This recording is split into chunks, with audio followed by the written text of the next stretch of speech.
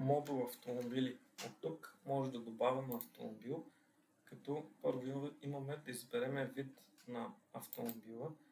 Тук имаме влекач, ремарке, композиция, камион, бус, леки автомобили или механизация. Първо трябва да си въведеме влекача, където може да въведем освен регистрационния номер, марката, някаква допълнителна информация като шаси или пък височина.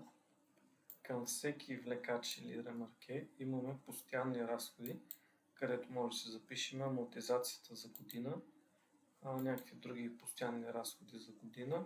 След това може да изчислим колко ни струват гумите на километър, маслото на километър и да добавяме други разходи. Тези разходи ще се изчислят в анализи. Ако отчета или анализа ни е за 30 месеца, ще ни вземе само разхода за 30 месеца. Тази сума делена на 12. Тук може да прикачим също така и талона на автомобила. След като въведеме влекача и ремаркето, трябва да си избереме вид композиция. При добавянето на курс виждаме само композициите, така че ни е задължително да си ги направим като композиция. Дори да е соло камион, може да си избереме като композиция само влекач или камион и шофьор. Тук ще го направим, че е с полуремарке. След запис вече се показва в справката автомобили.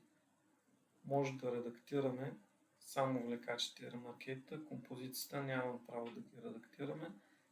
Неактивна композиция най-добре да я изтрием от бутона, като изтриването няма да се отрази на курсовете, ще си имаме в историята. За старите версии може да редактираме композицията, което не е правилно, по-етапно ще го махнем.